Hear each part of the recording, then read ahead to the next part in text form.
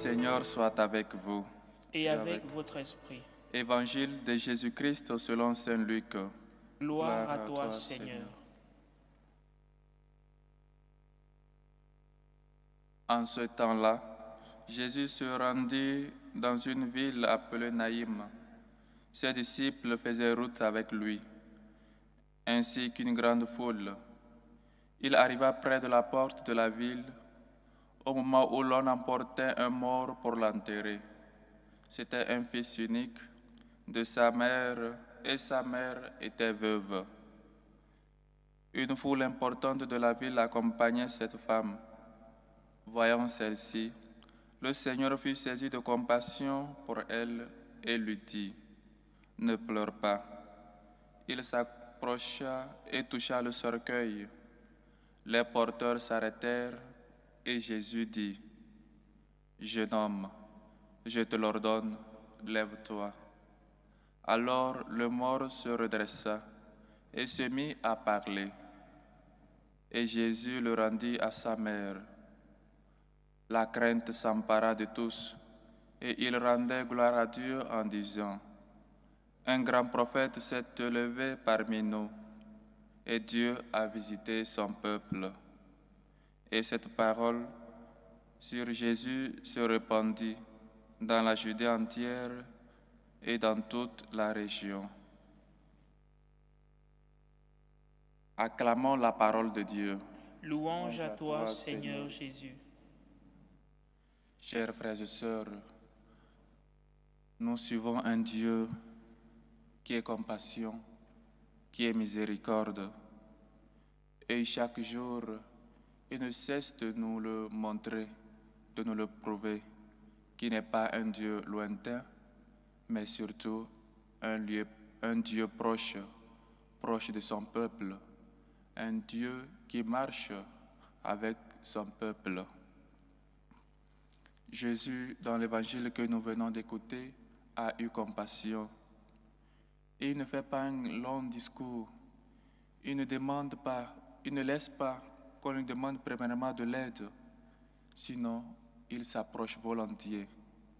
Il fait le premier pas, sans que personne ne lui demande de l'aide, sans que cette mère qui est souffrante parce qu'elle était déjà veuve, maintenant la mort de son fils unique, imaginez-vous un peu la douleur de cette femme. Et Jésus voit la souffrance de l'homme. Jésus est compassion, il est miséricorde, il voit la souffrance de l'homme. Il n'attend pas que l'homme lui demande de l'aide. Il va, il fait ce premier pas-là vers le cercueil, vers ces gens-là qui portaient le fils qui était mort.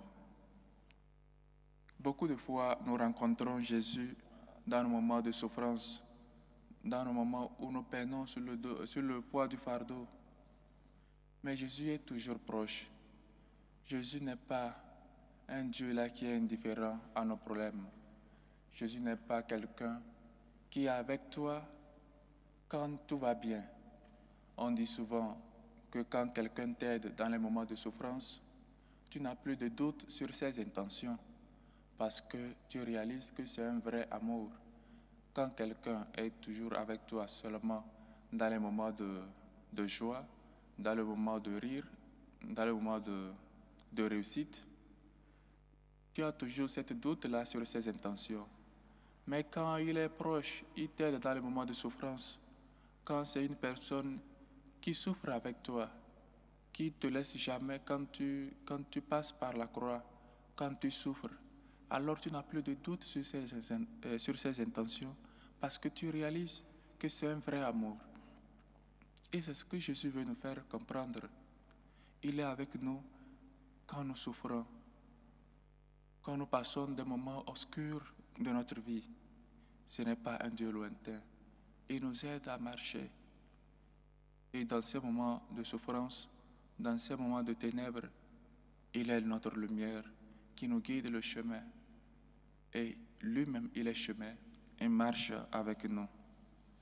Donc, chers frères et sœurs, la miséricorde de Dieu ne te laisse pas seul. La compassion, de Dieu ne te laisse pas seul.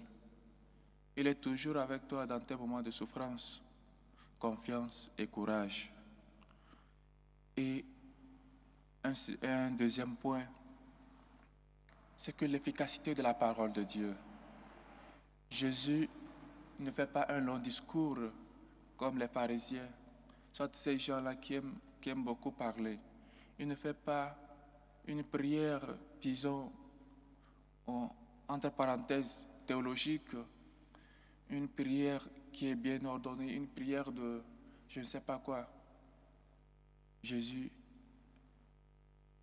le pouvoir de la parole de Dieu, parce que lui-même il est cette parole-là qui s'est fait chair. On dit, il s'approcha du cercueil, il toucha, et il dit seulement au jeune homme, je te l'ordonne, lève-toi. La parole de Dieu, l'efficacité de la parole de Dieu. Chers frères et sœurs, laissons que puisse faire à nous cette efficacité de la parole de Dieu. Quand nous, avant de communier, nous disons, Seigneur, je ne suis pas digne de te recevoir. Dis seulement une parole et je serai guéri. Laisse que le Seigneur aujourd'hui dise une parole dans ta vie. Crois à la puissance de la parole de Dieu. Que le Seigneur puisse dire seulement une parole dans nos vies pour que notre vie prenne autre cours, autre sens. Quand tu souffres, quand tu peines, Seigneur, dis seulement une parole dans ma vie. Dis seulement une parole. Croyons-nous à la puissance de la parole de Dieu. Ou parfois nous pensons que quand nous souffrons, c'est parce que le Seigneur ne nous aime pas. Mais il faut que nous purifions nos cœurs. Il faut que nous préparions nos cœurs comme cette terre-là, comme l'agriculteur se lève, il prépare la terre, il attend la pluie.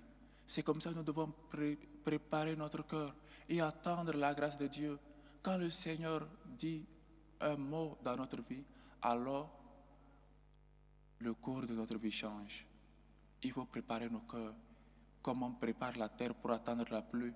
Il faut préparer nos cœurs à attendre la grâce de Dieu, à écouter la parole de Dieu, parce que c'est une parole qui est tranchante, plus qu'un couteau à double tranchant.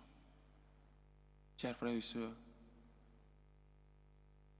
disions aujourd'hui, Seigneur, dis seulement une parole dans ma vie.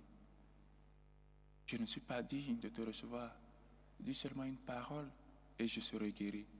Toi qui es malade, toi qui souffres, toi qui as tel problème au travail, dans la famille, dis au Seigneur, dis seulement une parole dans ma vie. Nous servons un Dieu qui n'est pas loin. Nous servons un Dieu qui est tout proche. Alors, chers frères et sœurs, demandons au Seigneur qui nous aide à toujours lui faire confiance, même malgré les moments de souffrance, les moments de peine, les moments de mort, la mort d'un familier, la mort d'une maman, d'un père, d'un ami, d'un collègue, d'un frère, d'une sœur. Parce que nous savons que Jésus est la résurrection. Il est le chemin, la vie et la résurrection. Donc, chers frères et sœurs, aujourd'hui le Seigneur te dit, te parle comme cette veuve. Ne pleure pas. Ne pleure pas. Ne pleure pas pour les moments difficiles que tu es en train de passer. Laisse seulement que je dise une parole dans ta vie. Pour trouver un travail, pour trouver la guérison de quelqu'un, Jésus te dit, ne pleure pas, aie confiance. Confions-nous en vérité. Nous avons notre confiance dans le Seigneur. Il ne s'agit pas de répondre oui actuellement, mais quand les moments de souffrance arrivent, nous continuons par croire en la parole du Seigneur. Nous continuons par croire qu'il est plus puissant que la maladie, qu'il est plus puissant que la mort, qu'il est plus puissant que nos souffrances et que c'est lui seul qui peut nous donner cette guérison. Il est le docteur de l'âme et du corps. Confiance. Il peut te guérir. Il veut te guérir. Laisse-le œuvrer dans ta vie. Laisse qu'il puisse dire une parole dans ta vie.